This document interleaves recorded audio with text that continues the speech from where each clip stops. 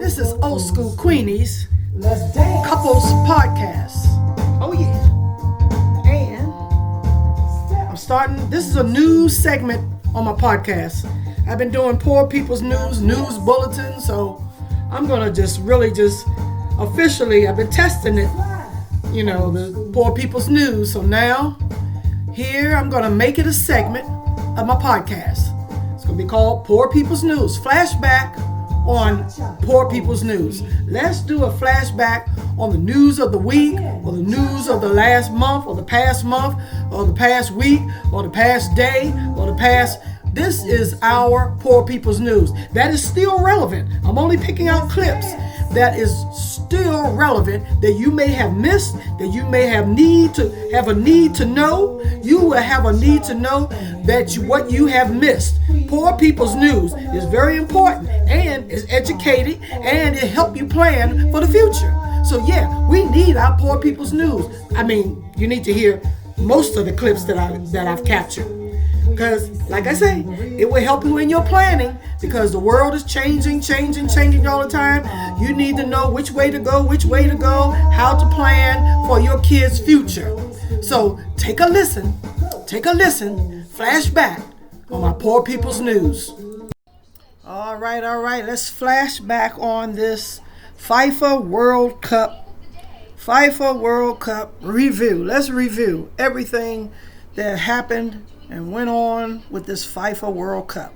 Biggest party on earth. Let me ask you something simple. If you throw the biggest party on earth and nobody shows up, whose fault is that? The FIFA World Cup 2026, right here in America. Trump called it the most successful World Cup in history. Ticket-wise, tourism-wise, every-wise. That was his quote, not mine. Now here's what's actually happening. Hotels in 11 U.S. host cities are sitting empty. Not rodeo level numbers, not even close. Nearly 80% of surveyed hotels say bookings are tracking below original forecasts. Some hotel owners are calling this tournament a quote, non-event. A non-event. That's the problem.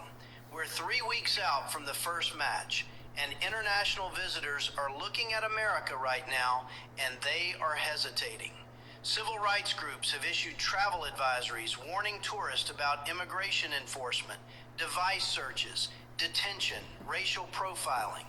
Vendors near the stadium in Los Angeles are protesting ICE presence around World Cup games. Workers are carrying their documentation everywhere they go, just in case. Imagine showing up to the World Cup and being afraid. Now here's the first twist. The LA Times, not a TikTok opinion page, one of the biggest newspapers in the country, came out directly and said it. Trump is a major reason people aren't coming. Not FIFA alone, not travel patterns, Trump, his immigration climate, his international reputation, his administration's threats to halt international flights into host cities like Chicago, New York, and LA. You don't halt flights into your own World Cup cities. That's not a policy. That's sabotage. And then there's the ticket scandal nobody's talking about loud enough. Official match tickets selling for upwards of 11,000. Resale prices hitting 2 million. Resale prices hitting 2 million. Fans waiting 12 hours in an online queue. Finally getting to check out, only to find their seats moved to a completely different section. New York and New Jersey attorneys general have already subpoenaed FIFA over this. Government investigation. 3 weeks before kickoff. Here's the second twist, and this one's going to sting. While the President of the United States is busy treating this tournament like a photo opportunity, New York City Mayor Zohran Mamdani, the guy conservatives called a radical socialist, he's the one who secured 1,000 affordable World Cup tickets for New Yorkers at $50 per seat, with free round-trip bus transportation included, plus free watch events across all 5 boroughs, so fans who can't afford tickets can still experience the moment. That's leadership. Not from the president, from the mayor. So let me bring it back to the original question. If you promise the most successful World Cup in history, and hotels are empty, tourists are scared, tickets are $11,000, and a socialist mayor is doing more for fans than you are, what exactly did you deliver? Comment below. Be specific, because the World Cup was supposed to show the world what America looks like at its best. Right now, the world is watching. Let me ask you. 11 of the 48 nations at this World Cup have visa rejection rates above 40%.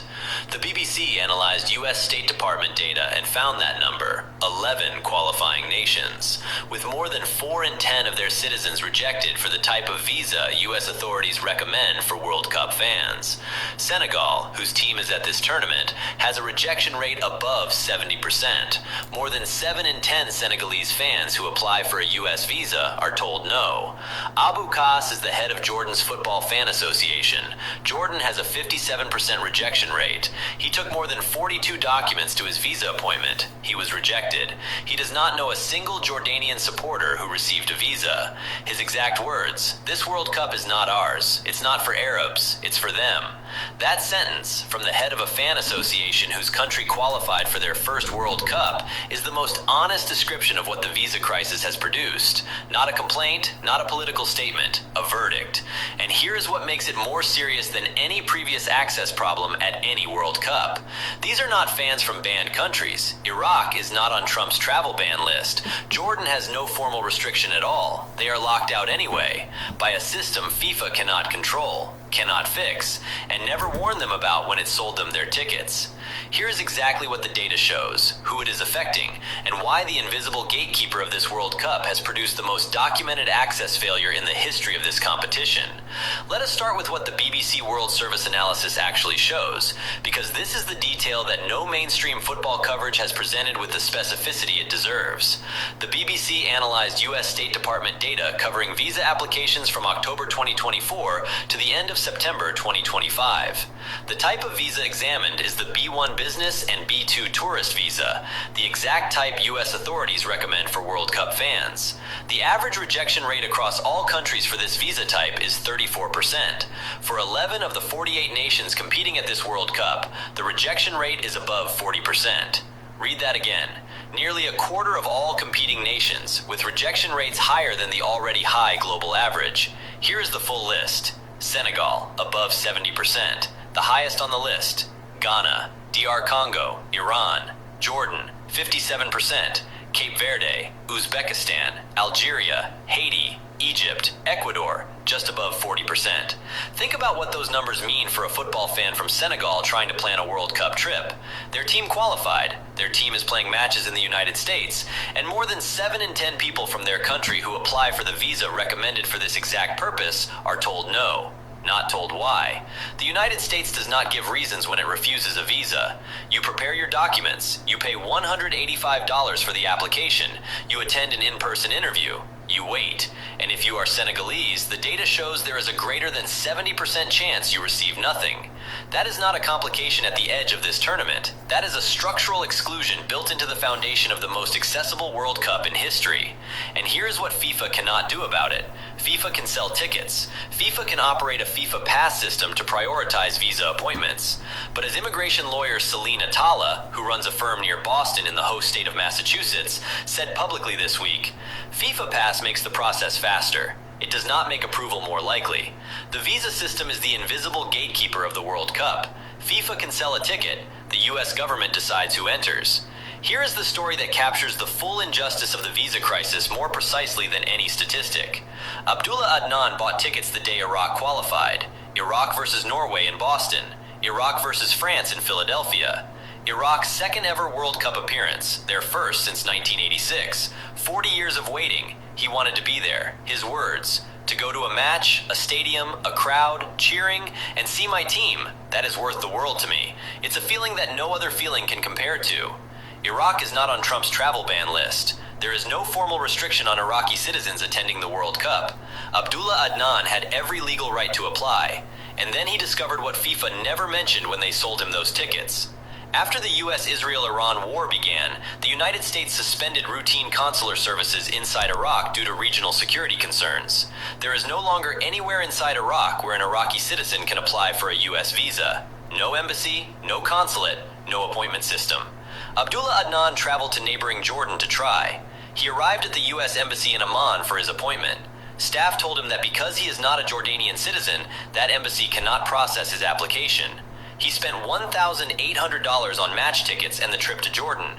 He considered Turkey. The process could take 2 weeks. He cannot be away from home for 2 weeks. He has given up. 5 nations that qualified for the 2026 World Cup are actively considering not showing up, and one of them has already told FIFA directly, "We are not playing in the United States. Find us another venue." That has never happened in the history of the tournament, not once in 92 years. A qualified nation refusing to set foot in the host country while still technically participating. And it is happening right now, 17 days before kickoff. Here are the 5 countries. Here is exactly what each of them said, and here is why FIFA is privately terrified about. As of today, there is no announced challenger. No credible opponent has stepped forward. The institution that governs football for 8 billion people on this planet is preparing to re-elect its president effectively by acclamation.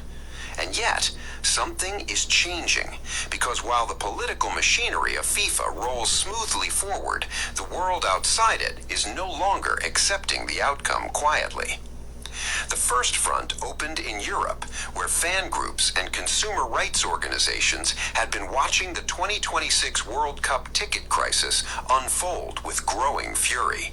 In March of this year, Football Supporters Europe, a body representing supporters across the entire European Union, joined forces with Euro consumers and filed a formal legal complaint with the European Commission in Brussels. The complaint was specific, detailed, and damning. It identified 6 separate practices it described as abuses of monopoly power. Among them, final tickets that had reached more than 7 times the cost of the cheapest seat at the Qatar 2022 final. FIFA's own bid documents had projected an average ticket price of $1,408, a figure the actual pricing had left far behind. The $60 entry tier ticket that FIFA advertised as its concession to ordinary fans, fan groups alleged it was effectively gone before general sale even opened, representing just 10% of each national association's allocation. A few hundred seats in stadiums holding 80,000 people. The complaint called on the European Commission to intervene immediately, to halt dynamic pricing for European fans for the remainder of the tournament, to freeze prices, to publish at least 48 hours in advance exactly how many tickets remained and precisely where those seats were located in each stadium. FIFA said it had not formally received the complaint. And then came the second front. Across the Atlantic, political pressure was arriving from a different direction entirely. The biggest sporting event on American soil, and it's hemorrhaging. 180,000 unsold World Cup tickets are flooding the resale market right now. Hotel cancellations in host cities like Kansas City have hit 75%. And somehow, there are still thousands of tickets left for the United States versus Paraguay game on American soil. For the American team, that's not a slow start, that's a structural collapse. Here's how we got here. Africa's top-ranked referee, Omar Artan of Somalia, boarded a flight to the United States to officiate the World Cup. He was turned away at the border. No detailed explanation, no transparency. Andrew Giuliani, Rudy Giuliani's son, now heading all FIFA operations in the United States, told the Atlantic Council, quote, "It was for very good reason. We want to avoid bad actors." A world-class referee, cleared by FIFA, denied entry, labeled a potential threat. FIFA responded with 4 words, "Not our problem, that's the government." But it doesn't stop there. Iran's entire ticket allocation, every single ticket designated for their fans, was revoked. Fans who had already spent thousands traveling to the United States were left stranded with nothing in hand. Giuliani's explanation? Some people claim to be coaches but may not be coaches.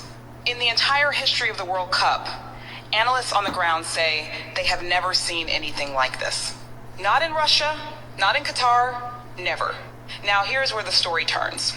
While host cities are running budget deficits, while a basic subway ride to a World Cup venue costs between $80 and $120, while tourism demand in host cities is actually down year over year compared to a non-World Cup year, the New York Times reports that FIFA has been renting office space on the 17th floor of Trump Tower for an entire year. The space, according to soccer officials, sits largely idle. The rent flows directly to the Trump family business. FIFA President Gianni Infantino failed to build a relationship with the prior administration. He found a different path: Mar-a-Lago visits, trophies, medals, and a seat at the Oval Office. Meanwhile, ticket prices are now under criminal and civil investigation by multiple state attorneys general for price inflation against fans. And the final layer: the administration that pulled the United States out of the World Health Organization is now pressuring Europe over Ebola containment protocols during the World Cup and blaming the WHO for failing to act. The same WHO they defunded and exited. So let's be precise about what we're looking at. 180,000 unsold tickets, 75% hotel cancellations, tourism demand falling below normal years, a referee barred from entry, an entire nation's fan base locked out, rent payments flowing to a host private business, and a public health blame game built on an organization you already abandoned. Here's the question that nobody in power wants to answer. If the people running this tournament are financially benefiting from it, while fans, cities, and players absorb every cost and every consequence, is this still a World Cup, or is it something else entirely? Accept the $100,000 compensation from FIFA. This payment cannot replace the honor of representing my country, nor can it make amends for the humiliation I have endured. Although I was unable to travel to the World Cup through no fault of my own, FIFA has considered my situation, and President Infantino has decided to pay my salary regardless. But they should not be paying on behalf of those inhumane dictators. I passed all of FIFA's selections, training, and preparations, yet those 11 hours in customs erased everything. The questioning by FBI agents, the rummaging through my bags by customs officers, the cold lie detector and ECG machines attached to my body, this unfair treatment was solely because I am from Somalia. No amount of money can compensate for that. Everyone back home sees me as a national hero. In the end, I let them down, but I will not be broken. UEFA has appointed me to officiate the UEFA Super Cup this August. Less than 24 hours after Omar Arden was barred from entering the United States by Trump, FIFA President Infantino quickly took 3 steps to head off large-scale boycotts of this World Cup. The World Cup was set to open on the 11th. Shockingly, Omar, a referee from Somalia, was denied entry into the U.S. solely for being Somalia, shattering the biggest dream of his life. The incident exploded across social media within hours. As backlash kept growing, FIFA stopped looking like a football organization and started looking like a crisis management team. Infantino's first move was calling Donald Trump. Despite their previous private meetings, Trump reportedly refused to change his decision. With kickoff almost here, FIFA had no time to waste. Infantino then personally contacted Omar and reportedly offered around $50,000 in humanitarian compensation. In return, Omar was reportedly expected to release a statement focused only on positive messages and avoid adding fuel to the controversy. Finally, FIFA reassigned all of Omar's matches to 6 other top African referees. The goal was not only to keep the tournament running, but also to protect Africa's officiating quota from being affected by the incident. If you were Omar, would you take the money or refuse it? I am prepared to appoint Omar Artan as the lead referee mentor for the 2030 World Cup and push FIFA to award him $200,000 in compensation. And no, that is not because I think Omar needs our money. Omar did everything FIFA asked of him. He earned his place, passed every evaluation, and arrived expecting to be part of the biggest tournament in football. Then, suddenly, he wasn't. And yet, Omar never turned himself into the story. He didn't spend days attacking people or trying to gain sympathy. He handled the situation with dignity, and that deserves respect. Every year, FIFA tells the world that football belongs to everyone. When someone who earned his place is left watching from home, people start asking questions. A lot of people want me to blame governments. Others want me to pretend FIFA could have fixed everything. FIFA does not control borders, and I have never claimed that we do. But that doesn't mean we should forget what happened. What Omar deserves is recognition for what he achieved. and the example he set. And if FIFA has the chance to honor that in 2030, I believe we should. I am prepared to appoint to you that the government of Ghana continues to engage diplomatically with Canadian authorities. Only yesterday, I held a telephone conversation with my counterpart, the Minister for Global Affairs Canada, Her Excellency Anita Anand, and we had a very frank, honest, and cordial discussion.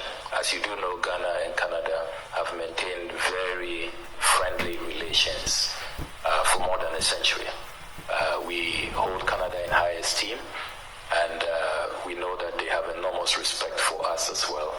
And our bilateral relations have been growing in leaps and bounds, and we do not want this matter, the inadmissibility of Thomas Partey, to undermine our relations. The government of Ghana has pointed out that we take the view that the decision was high-handed, was rather unfortunate, and we are appealing to the government of Canada to review their decision, notwithstanding the fact that every sovereign country reserves the right to determine who they want to admit into their country. We acknowledge that. I mean, our efforts are without prejudice to that fundamental fact. I mean, nobody can dictate to Ghana who we grant visa to or who we admit into our country. But considering the fact that Thomas Partey was not entering Canada on a frolic of his own, he's deputy captain of our national team. He adorns our national colors. He wears Ghana's jersey, and he was going to carry out an assignment on our behalf, on behalf of the government and people of Ghana. We believe that the government of Ghana must take interest in this matter, and that is why we are intervening. So we are utilizing the diplomatic path, engaging actively behind closed doors, and we also are adopting other pathways, which at this point I do not want to divulge. So what I can say is that all strategies are being explored and pursued very actively. In particular, we are leveraging our very cordial diplomatic ties with Canada, and we believe that the ongoing negotiations should produce positive outcomes. We know that we are racing against time. It's just about 48 hours to go before the match, and we believe that looking at the nature of the engagements, the frequency, and the high-level engagements that are going on, we hopefully should have a positive outcome. I can confirm to you that World Cup soccer is back with the UN's men's team in action tonight. ABC's Cristian Cordero is in Los Angeles. USA! USA! USA! Tonight, excitement hitting fever pitch for soccer fans, with Team USA kicking off its World Cup campaign in Los Angeles against Paraguay, the first men's World Cup game hosted on American soil in more than 30 years. So great to see everything back on our shores. USA is going to win and they're going all the way. The Stars and Stripes considered favorites to win their group. Midfielder Brendan Aronson is back for his second World Cup. I'm very confident in this team. I think the group is really looking forward to these games, really looking to, push on. Who are we cheering for? USA!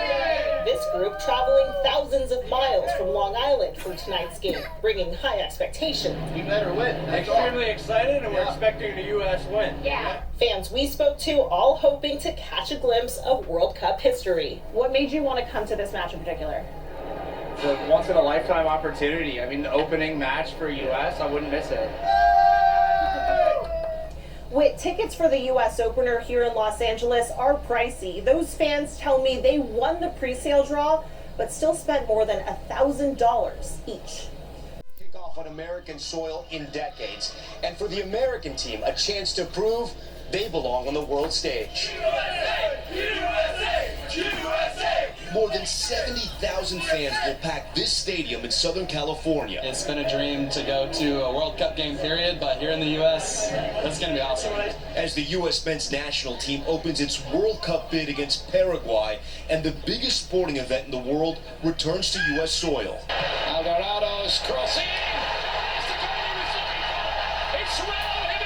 Yesterday, it was Mexico defeating South Africa 2-0 before an ecstatic home crowd in Mexico City.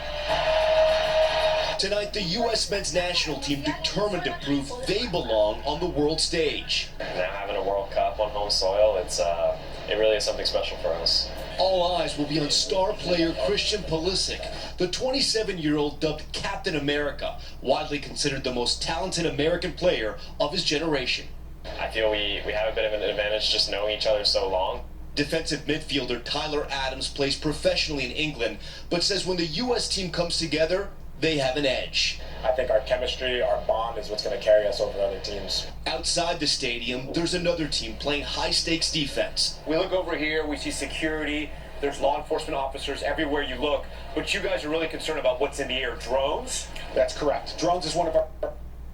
Obviously, we take all threats seriously. Law enforcement using the latest tech to keep aerial threats offside. How many miles are we talking that you guys are watching to make sure no drones come in? Yeah, we've got several square miles here. As you can tell, it's a giant area, and we blanketed it with our counter-UAS and ground intercept teams. There's a zero-tolerance policy. We will be citing and seizing your drone if you violate a temporary flight restriction. For the team tonight, it's all about the action on the field. I think that's the main thing, knowing that we left everything that we had and we can be proud of our performance and that the country can be proud of us as well. Go Team USA, and for all the action, you can watch the games in Spanish on Telemundo and Peacock, and in English on Fox. When we return tonight, is this how a massive warehouse fire started to spread from shelves to a World Cup? As the U.S. soccer team gets ready for its first game tonight, our weekly series about great Americans, where we talk with those who have achieved so much and inspired so many about their life and this great country. Tonight I spoke with a man who has been part of the World Cup experience for decades, and whose voice you're sure to recognize. Tonight's great American, Andres Cantor. What do you love most about America? The freedom that you have, the freedom to dream, the freedom that you can really fulfill your dreams.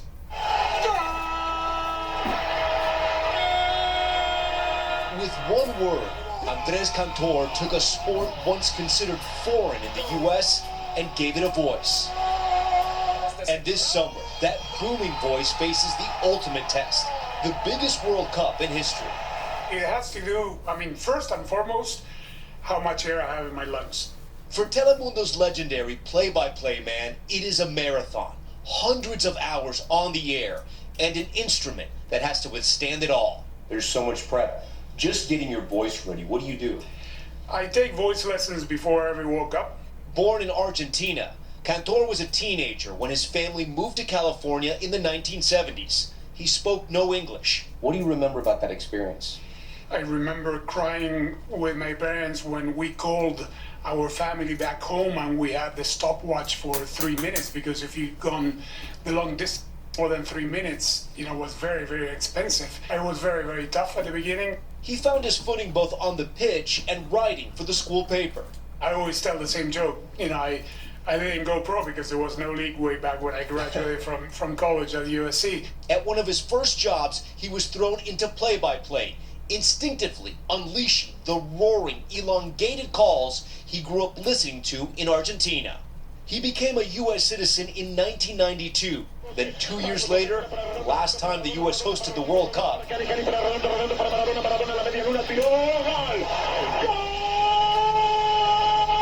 those signature calls turned him into an overnight pop culture icon. I have no control! What did you think? It was crazy. Riding this roller coaster. What did I think? I'm just a simple... I love soccer. Soccer is my life. That love on full display in 2022 when his beloved Argentina, led by Lionel Messi, captured the trophy once again. Cantor's raw, tearful call went viral worldwide.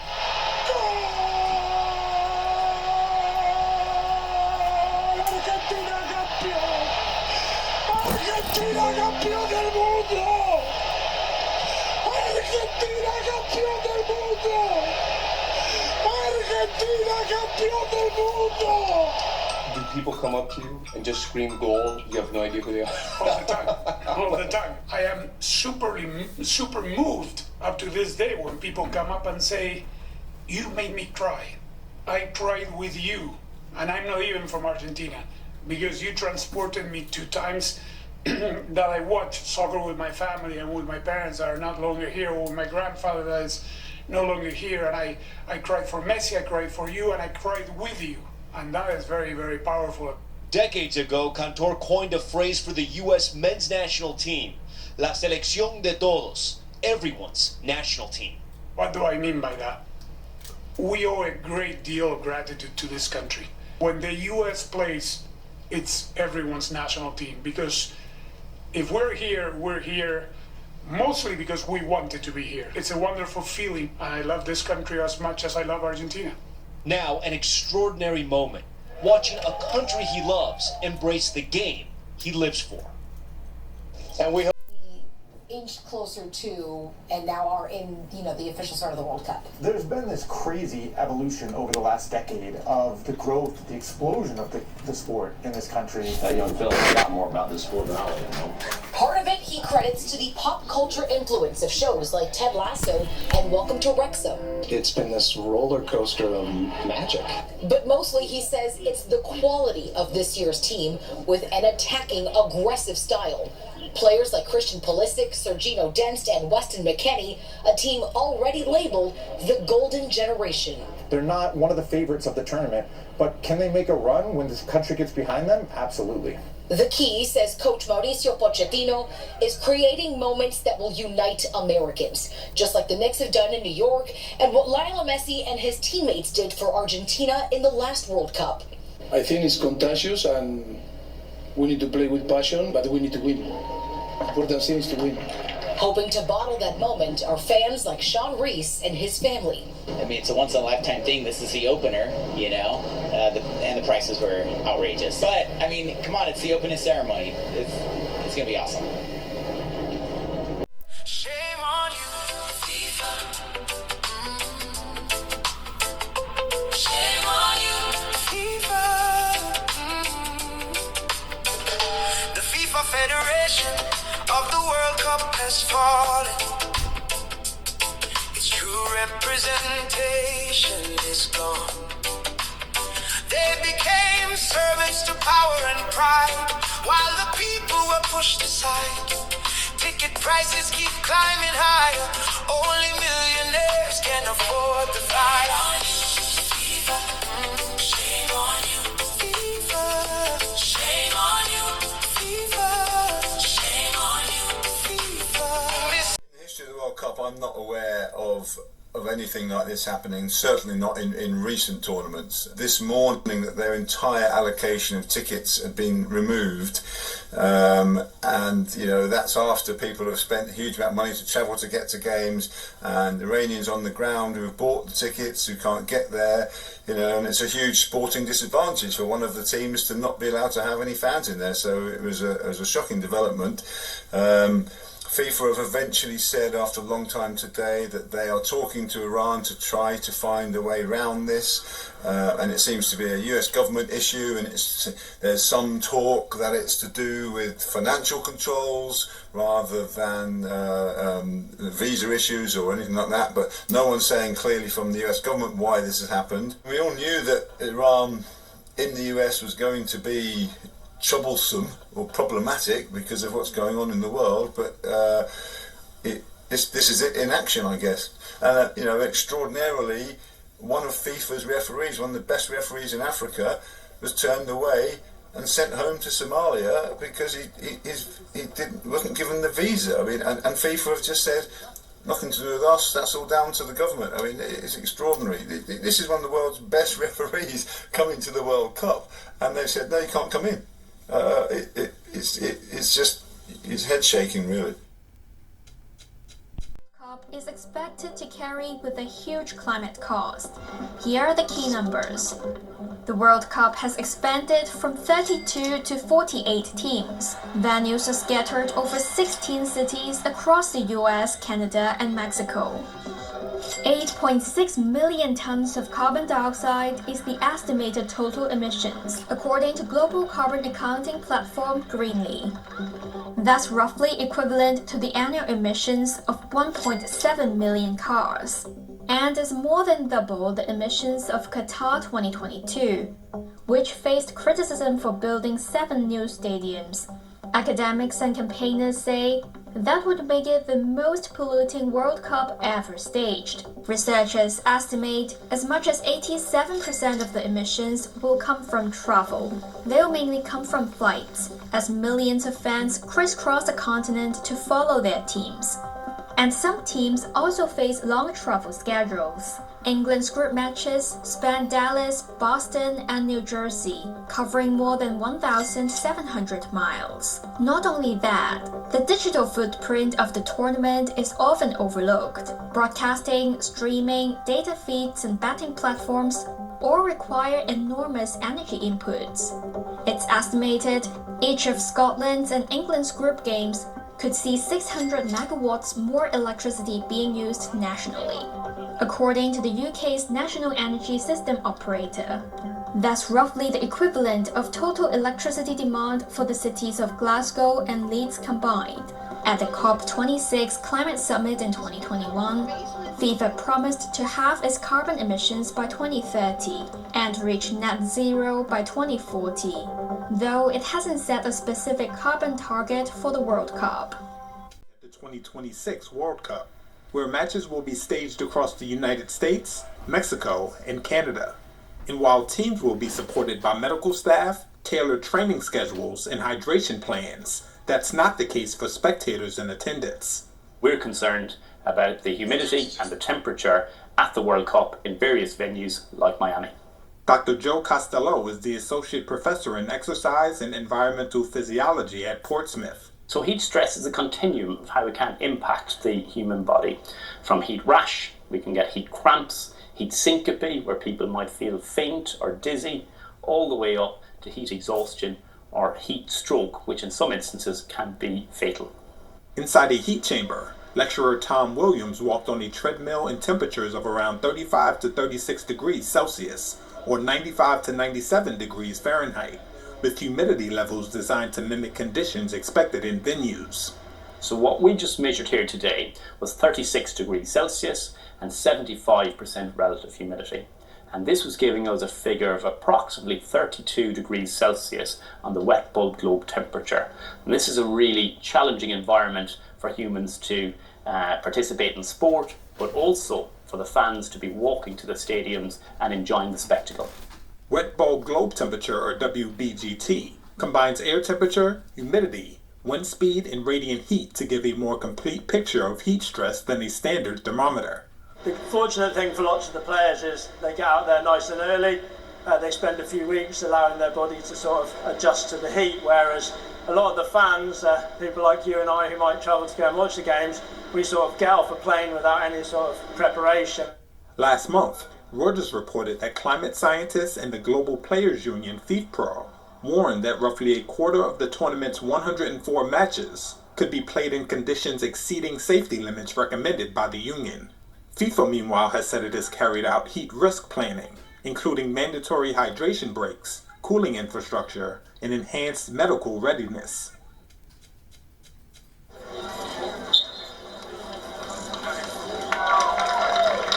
I've tried to tell guys and tried to convey the message in the the media that this is it's a once in a career opportunity, and that with that comes more expectation, more pressure, but at the same time we have to enjoy it.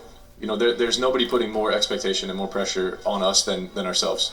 Take it in, enjoy it, embrace everything that it is, because it's so unique, it's so special, and it's not something that we'll ever get to do again. A little bit of the pressure aside, I feel like we see it more as an opportunity to be able to represent our country. The opportunity to represent my nation, in front of a home crowd is going to be something special for me. my family, for my friends, and for the team. So I'm definitely looking forward to it. I'm very proud. You dream of this opportunity, you work for the opportunity, but you never know if it's going to come. And I learned probably 9 years ago, the ones that work hard without the promise of reward are the ones that usually succeed. Pressure makes diamonds, and I think we're a bunch of 26, a group of 26 guys that wants to show that we're a bunch of diamonds. It's the unofficial mascot of Mexico City as the capital gears up to host 5 Soccer World Cup matches. But the axolotl salamander, unique to this part of the world, is critically endangered, and its use has created backlash. Residents and scientists say it's a distraction from an infrastructure and conservation problem. Scientists trying to count axolotls in the wild say they have not seen a single one in 2 years. Student Mitzi Garcia says using the animals to promote the city isn't right. To me, it really is striking that they want to promote and protect axolotls so much and all that. But I honestly think we are harming their natural habitat far too much. You see axolotls everywhere, here and there, but the axolotls that really matter, where are they? They are simply being harmed by all the pollution and all these changes. So to me, it all seems a little illogical. For centuries, the amphibian has thrived between farms built on man-made floating islands that once sustained the Aztec capital where modern-day Mexico City lies. But as the axolotl relies on water through its life cycle, growing urban sprawl has shrunk its habitat. Latest data has shown the population has seen a collapse since 1998. Michelle Balam from the independent environmental management community says the axolotl has less than a year before it completely disappears. Government spending on murals and decorations of the animal instead of conservation is negligence, he says. But Mexico City Mayor Clara Brugada said the criticism is unfair. Quienes afirman que solo nos dedicamos a pintar. Those who claim we only dedicate ourselves to painting are spreading misinformation or are misinformed. They manipulate or are being manipulated, or they are simply lying to discredit our government's work. Long live the axolotl. Vendors selling cuddly toys and merchandise of the creature say tourists are interested in their story. That is what we hope for with the World Cup, that more people will get to know the axolotl and take better care of them. Shame on you, FIFA. Shame on you, FIFA.